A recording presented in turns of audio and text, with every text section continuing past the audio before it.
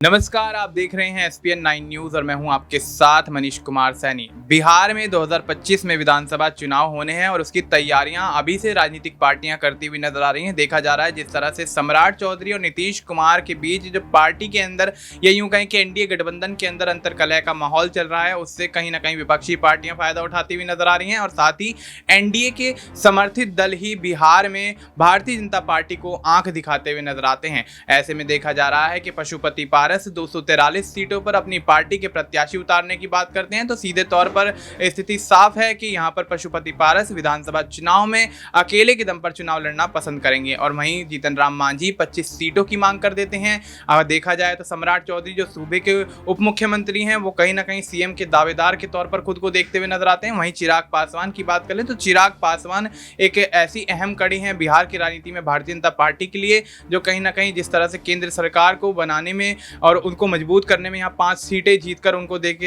यहाँ पर बड़ी जीत दर्ज करते हैं। बिहार में विधानसभा चुनाव से पहले चिराग पासवान भी सीएम पद के तौर पर खुद को दावेदार के तौर पर देखते हुए नजर आते हैं। वैसे में देखना दिलचस्प होगा कि एनडीए गठबंधन सीएम चेहरे को लेकर क्या कुछ फैसला लेता हुआ नजर आता है। इस पर तमाम चर्चा जारी रहेगी। हमारे साथ आश्रुति मौजूद है। आश्रुति, बहुत बहुत स्वागत है आपका। आश्रुति, क्या कुछ लगता है जिस तरह से चिराग पासवान ने 5 सीटें केंद्र सरकार को जीत के लोकसभा की दी हैं और केंद्रीय मंत्री बनाए गए हैं और अब ऐसे में जिस तरह से सीएम पद के दावेदार के तौर पर खुद को देखते हैं, तो क्या भारतीय जनता पार्टी यहां पर चिराग पासवान का समर्थन करते हुए, उनके बयानों का समर्थन करते हुए क्या उनको सीएम का दावेदार बनाती हुई नजर आएगी? क्या नीतीश कुमार का पत्ता साफ करती हुई एनडीए गठबंधन के तहत भारतीय जनता पार्टी दिखाई देगी? क्या कुछ लगता है? देखिए, नीतीश कुमार की गद्दी इस वक्त पहले ही खतरे में बनी हुई है और जहां तक आप बात चिराग पासवान की करते नजर आ रहे हैं, देखिए चिराग पासवान जब से लोकसभा चुनाव में 5 की 5 सीटें जीत दर्ज कराकर एनडीए के खेमे में लेकर गए थे, उसके बाद मंत्री पद उन्हें सौंपा गया। कहीं ना कहीं अगर आप देखें तो मंत्री पद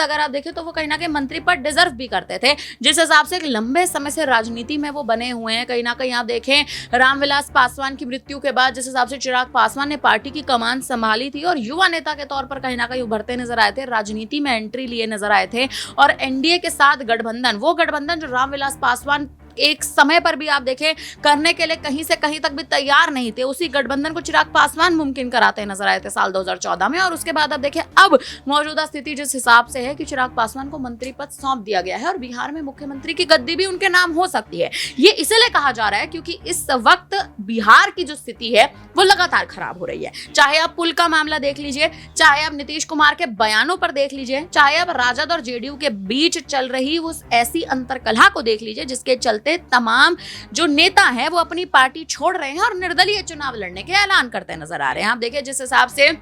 हिना साहब का अगर आप मुद्दा लें, कहीं ना कहीं हिना साहब ने निर्दलीय चुनाव लड़ने का ऐलान किया ही इसलिए था क्योंकि राजद उनको मुख्य तौर पर मौका नहीं दे रहा था। और उसके बाद आप देखिए जिस हिसाब से तमाम ऐसे चेहरे हैं कहीं ना कहीं जो भले ही इंडिया गठबंधन में भी शामिल हो, फिर चाहे आप उसके लिए तमाम मुख्य चेहरों की बात भी कर लीजिए, लेकिन राजद और जेडीयू की स्थिति बिहार में इस वक्त खराब हो रही है क्योंकि पार्टियां कहीं ना कहीं अपना स्तर संभाल नहीं पा रही है और बिहार की जनता ना तो आरजेडी को देखना चाहती है और ना ही जेडीयू को देखना चाहती है। फिर चाहे सुरक्षा का मुद्दा देख लीजिए, चाहे फिर आप भारतीय जनता पार्टी के नेताओं पर जिस हिसाब से हमले हो रहे हैं वो देख लीजिए। हाल ही में जेडीयू के नेता पर हमला हुआ, उससे पहले बीजेपी के नेता पर हमला कर दिया गया, फिर उसके बाद पुलों का निर्माण जो है वो ठीक तरह से नहीं हो रहा। तो नीतीश कुमार की खुद की गद्दी इस वक्त खतरे में है, जेडीयू खतरे में है, बतौर पार्टी के तौर पर खतरे में है। भले ही आप एनडीए में क्यों ना शामिल हो, बिहार में अगर आने वाले समय में एनडीए की सरकार भी क्यों नहीं बन जाती, अगर सत्ता में एनडीए ही क्यों नहीं आ जाती, तब भी नीतीश कुमार को मुख्यमंत्री की गद्दी अब मुझे नहीं लगता कि उन्हें सौंपनी चाहिए। क्योंकि कारण यह है क्योंकि आप नवी बार मुख्यमंत्री देखिए बने भी हैं, लेकिन नवी बार मुख्यमंत्री बनने के बाद आपने केवल राजनीतिक नजरिए से पार्टी चलाने का प्रयास किया है, जनता के हित में आपने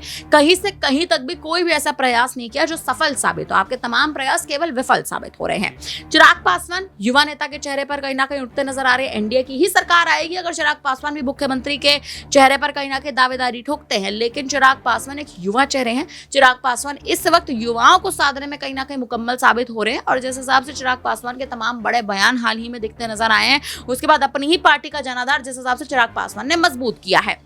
और वहीं आप देखें जो सम्राट चौधरी की जो कहीं ना कहीं अगर आप देखें जो बनाम स्थिति बनी हुई है इस वक्त नीतीश कुमार के साथ, सम्राट चौधरी भी स्थितियां अपने लिए बनाने का प्रयास कर रहे हैं कि कल को मुख्यमंत्री की गद्दी पर सम्राट चौधरी को भी बिठाया जा सके। और यही प्रयास इस वक्त सम्राट चौधरी, चिराग पासवान और नीतीश कुमार करने की कोशिश करने, क्योंकि नीतीश कुमार की गद्दी वो भी बेशक जानते हैं उनकी गद्दी इस वक्त खतरे में बन रखी है। जी बिल्कुल। तब ऐसे में यहाँ पर नीतीश कुमार की कुर्सी जो है वो खतरे में है, और ऐसे में जिस तरह से एनडीए के समर्थित दल भारतीय जनता पार्टी के खिलाफ माहौल बनाते हुए नजर आ रहे हैं, नीतीश कुमार के खिलाफ माहौल बनाते हुए नजर आ रहे हैं, तो बिहार की सियासत में अब देखा जा रहा है विधानसभा चुनाव से पहले एनडीए गठबंधन पूरी तरह से बिखरता हुआ नजर आ रहा है। तो अब ऐसे में अब देखना दिलचस्प होगा कि चिराग पासवान जिस तरह से सीएम पद के दावेदार के तौर पर खुद को देख रहे हैं, तो क्या एनडीए उनको सीएम का चेहरा बनाती हुई नजर आएगी। लेकिन आश्रुति, यहाँ पर सवाल ये रहेगा कि अगर यहाँ पर एनडीए यहाँ पर चिराग पासवान को चेहरा बना देती है तो नीतीश कुमार का पत्ता साफ हो जाएगा, और नीतीश कुमार का अगर पत्ता साफ होता है तो क्या नीतीश कुमार यहाँ पर बगावत करेंगे और केंद्र सरकार को जो उनकी पार्टी ने समर्थन दे रखा है, क्या वो समर्थन वापस लेने की कोशिश करेंगे? क्या लगता है? देखिए, नीतीश कुमार की बगावत की जो आप बात कर रहे हैं, मुझे लगता है बगावत उन्होंने उसी दिन कर दी थी जब वो राज्यपाल से मुलाकात करने गए थे, जब उन्होंने खुद आप देखे कहीं ना कहीं प्रधानमंत्री मोदी और अमित शाह को बरगलाने का प्रयास किया था कि राजद के साथ उनके कोई भी संबंध नहीं है, लेकिन दूसरी ओर लालू यादव और तेजस्वी यादव से बातचीत में लगातार बने हुए थे, संपर्क में लगातार बने हुए थे। एक ही फ्लाइट से आप याद करें नीतीश कुमार और तेजस्वी यादव आए थे, दिल्ली पहुंचे थे जब सरकार बनने के लिए मंत्री पद चुनने के तमाम प्रयास उस वक्त किए जा रहे थे, तो उस वक्त आप देखिए एक ही फ्लाइट में आए और खुद नीतीश कुमार ने तेजस्वी यादव को अपनी सीट, अपने बराबर की सीट पर बैठने के लिए बुलाया था। ये तमाम बड़े सवाल हैं और ये सवाल उस वक्त से लगातार दागे जा रहे हैं कि आखिर नीतीश कुमार ऐसा कर क्यों रहे हैं। या तो नीतीश कुमार को इस बात का पहले से आभास था कि एनडीए में उनको वो तवज्जो नहीं मिलेगी, एनडीए में उनको कहीं ना कहीं वो पूछ नहीं दी जाएगी,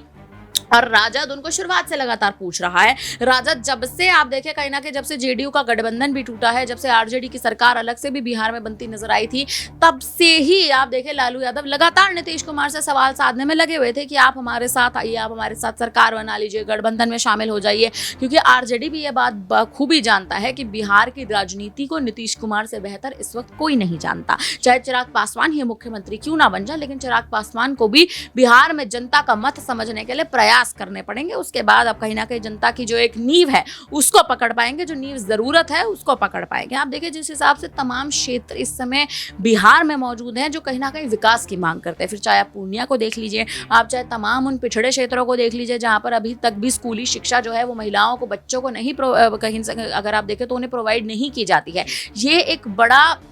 मुद्दा है और ये सियासत का मुद्दा है, क्योंकि नीतीश कुमार वो तमाम ऐसे मुद्दे इस वक्त तक अभी तक भी कहीं ना कहीं पूरे बिहार में नहीं करते नजर आए हैं, और इसी के चलते बिहार में नीतीश कुमार की गद्दी खतरे में बन रही है। चिराग पासवान दावेदारी पेश करते नजर आ रहे हैं। जो आपका सवाल है कि आरजेडी में जिस हिसाब से आप देखें कहीं ना कहीं एक हलचल पैदा हो सकती है अगर नीतीश कुमार जेडीयू की कमान छोड़ते नजर आएंगे और अगर आरजेडी में शामिल हो जाएंगे, तो मुझे लगता है लालू यादव और तेजस्वी यादव कहीं ना कहीं इस बात से सहमति जरूर जताते नजर आएंगे, क्योंकि नीतीश कुमार का एक बार फिर से घर वापसी होना कहीं ना कहीं लाजमी बताया जा रहा है। और शुरुआत से जब से आप देखिए एनडीए में वो शामिल भी हुए थे, उसके बाद से ही लगातार लालू यादव यही कहते नजर आए थे कि उनका दिल हमारे साथ है लेकिन उनका दिमाग राजनीति में चल रहा है, यानी एनडीए में चल रहा है। तेजस्वी यादव कहते नजर आए थे कि चाचा नीतीश हैं ही हमारे साथ, कहीं ना कहीं वो जिस भी वजह से वो एनडीए में बैठे हैं केवल पद का लालच है, उन्हें और कोई लालच नहीं। देखिए तमाम बड़ा बयान आरजेडी भी देती नजर आ रही है। अगर नीतीश कुमार आरजेडी में शामिल होते हैं तो इसमें कोई हैरानी वाली या इसमें कोई चौंकने वाली बात नहीं होगी। जी बिल्कुल। तो अब ऐसे में देखना दिलचस्प होगा जिस तरह से चिराग पासवान सीएम पद के दावेदार के तौर पर खुद को देख रहे हैं और यहाँ पर नीतीश कुमार का खेल बिगड़ता हुआ नजर आ रहा है, तो क्या वाकई यहाँ पर एनडीए चिराग पासवान को सीएम चेहरे के तौर पर बिहार के विधानसभा चुनाव में उतारता हुआ नजर आएगा। और अगर ऐसा होता है तो नीतीश कुमार बगावत करके एनडीए गठबंधन से साथ छोड़कर क्या आरजेडी के पाले में जाते हुए नजर आएंगे? फिलहाल आपको इस मुद्दे पर क्या कुछ लगता है? क्या नीतीश कुमार एनडीए गठबंधन का साथ छोड़ेंगे या फिर नहीं? आप अपनी राय हमें कमेंट करके बता सकते हैं। फिलहाल के लिए इतना ही। देश और दुनिया से जुड़ी तमाम जानकारी के लिए आप देखते रहिए SPN 9 न्यूज़।